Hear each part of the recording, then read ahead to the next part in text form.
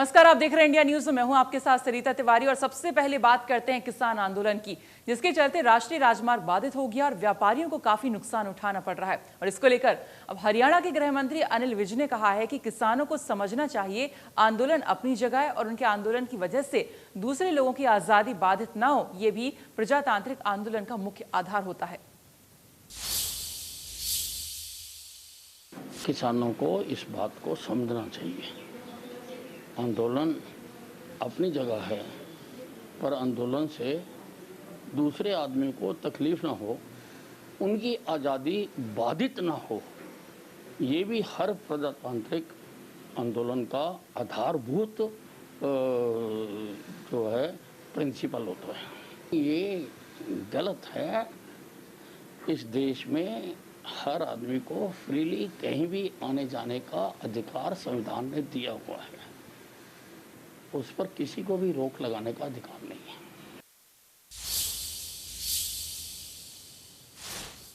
भिवानी में मजदूर सड़कों पर उतरे। मजदूर यूनियन ने मिनी सचिवालय के बाहर जोरदार प्रदर्शन किया। अपनी मांगों व समस्याओं को लेकर भवन निर्माण कामगार मजदूर यूनियन ने आज भिवानी में जमकर जहर उगला और न केवल रोष प्रदर्शन किया बल्कि लघु सचिवालय के बाहर जमकर नारेबाजी भी की और सरकार को अल्टीमेटम दिया है कि अगर उनकी मांगें नहीं मानी गई तो आने वाले दिनों में आंदोलन को और तेज किया जाएगा। भवन निर्माण कामगार मजदूर यूनियन के नेता व दूसरे नुमाइंदे आज भिवानी में एकत्रित हुए और उसके बाद प्रदर्शन करते हुए लघु सचिवालय के बाहर पहुंचे। उनका कहना था कि न केवल 44 लेबर कोड खत्म कर 4 कानून लागू कर दिए गए हैं, 4 नियम बनाए गए हैं, बल्कि बिजली बिलों का भी विरोध किया जा रहा है। साथ ही साथ अगर बात करें 3 कृषि कानूनों के विरोध में भी उनके द्वारा लगातार सरकार के खिलाफ रोष जताया जा रहा है। उनका कहना था कि इन तीनों मांगों पर अगर सरकार नहीं मानती है तो आने वाले दिनों में आंदोलन तेज किया जाएगा। साथ ही साथ भवन निर्माण कामगार मजदूर यूनियन का ये भी कहना था कि सरकार से जब मांग की गई थी कोरोना काल में 10,000 रुपये प्रति माह के हिसाब से सहायता दी जानी चाहिए, लेकिन आर्थिक सहायता 5,000 रुपये देने का सरकार ने वायदा किया था, लेकिन अभी तक एक पाई तक सरकार के द्वारा नहीं दी गई है, जिसके खिलाफ भी मजदूर अब लामबंद हो गए हैं। बहरहाल देखना होगा कि सरकार इन मजदूरों की मांगों को किस कदर मान पाती है, क्योंकि कोरोना काल में जिस तरह से न केवल बड़े उद्योग बल्कि आम आदमी व मजदूर तबके के लोग भी कहीं न कहीं पूरी तरह से परेशानियां झेल चुके हैं। वीडियो जर्नलिस्ट सुमित अवस्थी के साथ रवि जांगड़ा, इंडिया न्यूज हरियाणा। फरीदाबाद अरावली क्षेत्र में करीब 130 फार्म हाउस पर की जाने वाली तोड़फोड़ को लेकर हरियाणा के पूर्व कैबिनेट मंत्री करतार भड़ाना का कहना है कि सुप्रीम कोर्ट के आदेश सभी के लिए मान्य हैं, लेकिन फॉरेस्ट लैंड की घोषणा 1992 में हुई थी और इससे पहले बनाए गए सभी फार्म हाउस पर तोड़फोड़ नहीं की जानी चाहिए। सुप्रीम कोर्ट के आदेश के बाद एक तरफ जहां खोरी में नगर निगम की तोड़फोड़ चल रही है, तो अभी सुप्रीम कोर्ट के आदेश के बाद में जो फरीदाबाद में फॉरेस्ट लैंड पर जितने भी फार्म हाउस बने हुए हैं उनको तोड़ने के आदेश दे दिए गए हैं और एसएम प्रशासन की तरफ से अब उन्हें तोड़ने की कार्रवाई शुरू की जाएगी। जल्द ही इस बात को दावा प्रशासनिक अधिकारियों की तरफ से किया गया है। लेकिन इस बीच में हमारे साथ पूर्व कैबिनेट मंत्री करतार भड़ाना साथ हैं, उनसे बात कर लेते हैं। चूँकि उनके भी कई फार्म हाउस हैं और चूँकि जिस तरह से बताया जा रहा है कि कई सरमाएदार राजनीतिक और बिजनेसमैन लोगों के ये बड़े बड़े फार्म हाउस हैं, तो उनसे बात कर लेते हैं। सर, आदेश आ चुके हैं, डिपार्टमेंट की तरफ से तैयारी की जा रही है जल्द ही तोड़फोड़ की। आपको बताऊं, जब खोरी की बात आई थी मैंने जब भी एक बयान जारी किया था, जब मेरे पास मीडिया के भाई आए तो मैंने उन्हें बताया कि सबसे पहले कार्रवाई उन लोगों पे होनी चाहिए जिन लोगों ने अनऑथराइज ज़मीन को गरीब लोगों को बेच दिया। गरीब लोगों को इस बात का बिल्कुल ज्ञान नहीं था कि भाई तुम कहाँ मकान बना रहे हो और कहाँ आपको बनाना चाहिए। तो उनको जो है मैंने जब भी ये कहा था कि भाई इनको अगर यहाँ से उठाया जाए तो इनको मुआवजा इनको ज़रूर दिया जाए, तब इनको यहाँ से हटाया जाए, क्योंकि सुप्रीम कोर्ट के ऑर्डर के बाद तो कोई दूसरा मैटर। तो ये थे करतार सिंह भड़ाना, जो पूर्व कैबिनेट मंत्री रहे हरियाणा सरकार में, जिनका साफ तौर से कहना है कि 92 में जो फॉरेस्ट एक्ट था वो लागू हुआ था, उससे पहले तमाम जो कंस्ट्रक्शन है उस पर शायद वन विभाग कार्रवाई ना करे, लेकिन उसके बाद के जो तमाम जो कार्रवाई है वो वन विभाग की तरफ से किया जा सकता है। अब ऐसे में देखना होगा कि जब वन विभाग का बुलडोजर इन फार्म हाउसों पर चलेगा तो किस तरह के नियम अपनाए जाएंगे और सुप्रीम कोर्ट के जो आदेश हैं वो किस तरह से इम्प्लीमेंट कराए जाएंगे। फरीदाबाद से देवेंद्र कौशिक, इंडिया न्यूज़।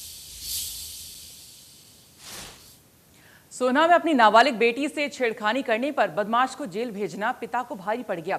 जमानत पर जेल से बाहर आए बदमाश ने लड़की के पिता को गोली मार दी। महिलाओं की सुरक्षा को लेकर प्रदेश में भले ही कितने सख्त कानून बना दी जाएं, लेकिन इन बदमाशों में इन कानूनों का दूर दूर तक भी कोई खौफ नहीं दिखाई देता। ऐसा ही मामला गांव दमदमा में देखने को मिला, जहां पर एक युवक को अपनी नाबालिग लड़की से छेड़खानी करने के मामले एक युवक को जेल भेजना इतना भारी पड़ा कि जमानत पर आने के बाद युवक ने लड़की के पिता को गोली मार दी। हालांकि घायल अवस्था में उसे सोहना के सामान्य अस्पताल लाया गया, जहां से उसे गंभीर अवस्था में गुड़गांव के लिए रेफर कर दिया गया। गांव के लोगों का सीधे तौर पर पुलिस पर आरोप है कि कई बार शिकायत के बावजूद भी बदमाश युवक के खिलाफ पुलिस ने कार्रवाई नहीं की। अगर समय रहते पुलिस कार्रवाई करती तो हो सकता था कि यह वारदात नहीं होती। अब देखने वाली बात है पुलिस आरोपी को कब तक गिरफ्तार कर पाती है। सोहना से इंडिया न्यूज के लिए संजय राघव की रिपोर्ट। पहली महिला ओलंपिक विजेता कर्णम मल्लेश्वरी से 24 लाख से अधिक की राशि की ठगी करने वाले बिल्डर्स ने कोर्ट में अग्रिम जमानत के लिए अर्जी लगाई है, जिस पर कोर्ट ने सोमवार को सुनवाई करने का निर्णय लिया है। Karnam Malleswari foundation weight and power lifting centre की स्थापना कर रही है। केंद्र सरकार के द्वारा दिए गए 5 करोड़ की राशि से बनने वाले इस भवन के निर्माण को लेकर मल्लेश्वरी ने स्थानीय पुलिस में बिल्डर के खिलाफ 24 लाख से ज्यादा की धोखाधड़ी की शिकायत दर्ज करवाई थी। बिल्डर्स पर तय समय में काम पूरा नहीं करने और जो पैमाइश दिखाई गई थी वास्तव में वो पैमाइश से कम निकली, जिसके चलते बिल्डर्स ने उनसे 24 लाख से ज्यादा की राशि ले ली। पुलिस ने कई धाराओं में पंचकुला के इन बिल्डर्स के खिलाफ मामला दर्ज कर लिया है।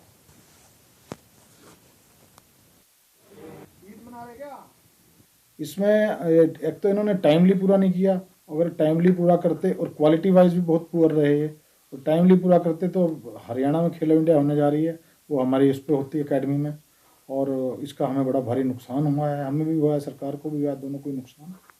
तो हम चाहते हैं कि भी जो कोर्ट है और पुलिस है हमारे साथ न्याय करे, हमें पूरा भरोसा है। आया गया पिरामिड कंस्ट्रक्शन कंपनी के खिलाफ, बट लेटर ऑन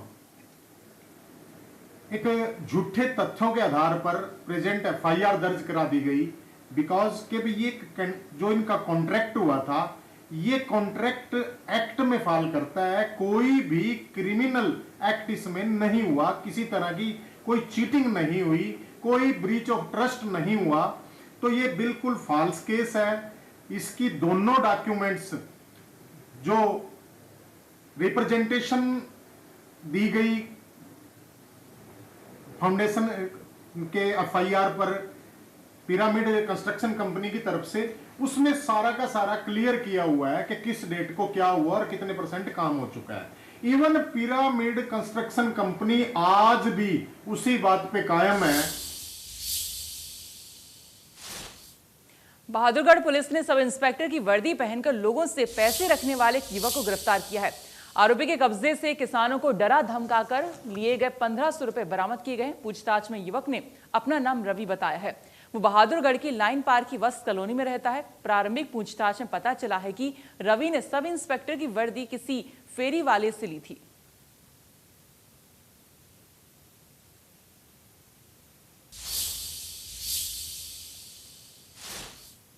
ऑयल कंपनियों के तमाम आधुनिक तकनीकों के बावजूद चोर पाइपलाइन से तेल चोरी कर लाखों का चूना लगाकर फरार हो जाते हैं। रेवाड़ी के पहलावाद गांव से होकर गुजर रही तेल पाइपलाइन से चोरों ने लाखों का तेल चोरी कर लिया। तेल चोरी के मामले का खुलासा उस वक्त हुआ जब बरसात में पानी भर जाने के बाद एक पिकअप मिट्टी में गिर गई तो वाल्व लीक होने लगा और जिसकी वजह से रातों रात खेतों में पानी की ऊपर तेल तैरने लगा।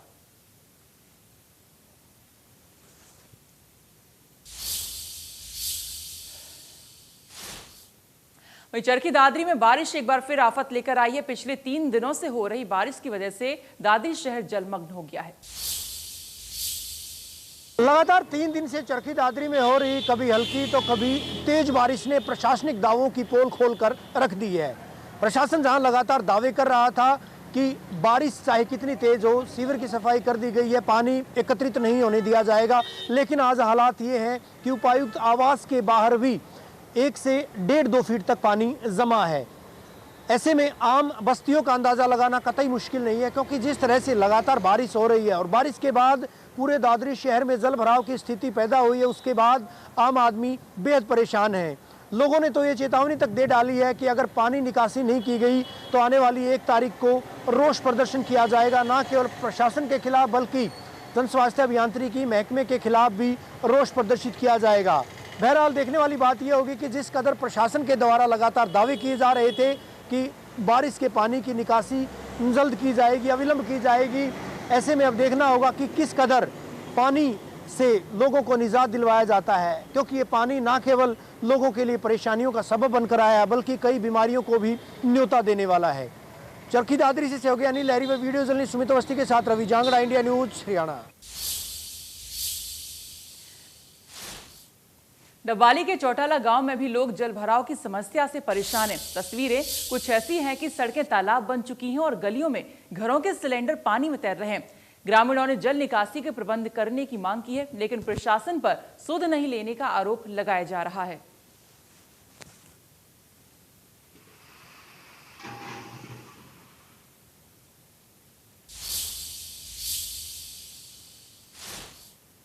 फतेहाबाद में लगातार रात से ही हो रही बारिश के कारण एक मकान की छत भरभराकर गिर गई। मकान के आगे दुकान भी बनी हुई थी। लगातार हो रही बारिश के कारण छत नीचे आ गिरी, लेकिन गनीमत ये रही कि इससे कोई जान माल का नुकसान नहीं हुआ। जिस समय मकान की छत गिरी उस समय मकान में एक परिवार भी मौजूद था, लेकिन किसी को चोट नहीं आई है, क्योंकि दीवारों को दरकता देख मकान के अंदर मौजूद लोग बाहर निकल आए। मकान की छत गिरने का एक लाइव वीडियो भी सामने आया है।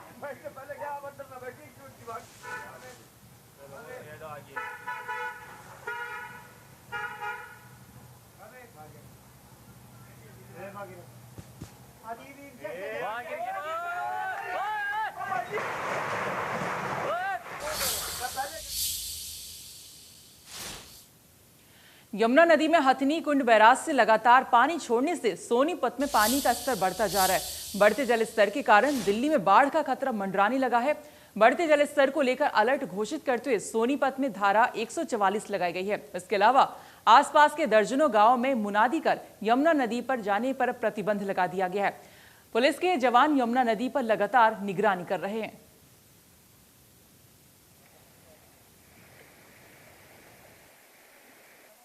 पानी जाके काफी बढ़ चुका है यमुना में। अच्छा, कोई खतरा मानते हो? खतरा मान रहे हैं जी, वैसे बाहर निकलने में खतरा है पूरा। ऐसा है जी, देखो कोई रोकथाम होगी तो ठीक है, नहीं तो फिर इसको नहीं बचेगा। मैं चौकी मेमारपुर से यमुना घाट पर ड्यूटी लगाई गई है। लोगों के निवेदन किया जा रहा है भाई, यमुना नदी का जल स्तर काफ़ी बढ़ चुका है, नहाने के लिए नहीं आए। डीसी साहब ने धारा 140 लगवा रखी है, इसलिए यमुना नदी में नहाने के लिए सभी लोगों को आने के लिए बताया जा रहा है, नहीं आए यहाँ पर। भारत सरकार के संचार मंत्रालय की अनोखी पहल रक्षाबंधन पर जुलाना डाक विभाग ने बहनों की खातिर राखी के विशेष रंग बिरंगी और वाटरप्रूफ लिफाफे बनवाए हैं। रक्षाबंधन के इन लिफाफों को लोकल सेवा में 1 दिन और अन्य स्थानों पर 2 दिन में ही पहुंचाने के लिए भी निर्देश दिए गए हैं। वाटरप्रूफ होने के कारण पानी में अब राखी खराब नहीं होगी।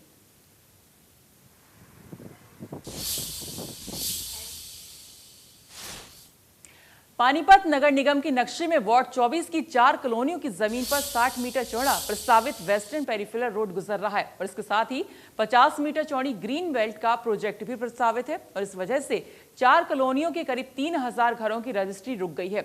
यहाँ रह रहे परिवारों को भय है कि वेस्टर्न पेरिफेरल रोड के लिए यदि उनके मकान गिराए गए तो वे कहाँ जाएंगे। लोग धरना प्रदर्शन करने की अब चेतावनी दे रहे हैं।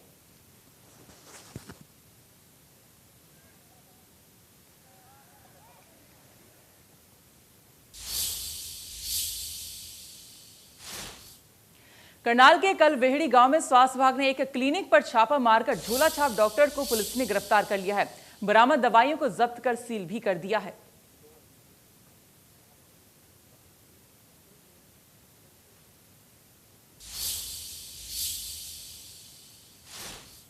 और इसी के साथ इन खबरों में इतना ही, लेकिन बाकी खबरों के लिए आप देखते रहिए इंडिया न्यूज। नमस्कार।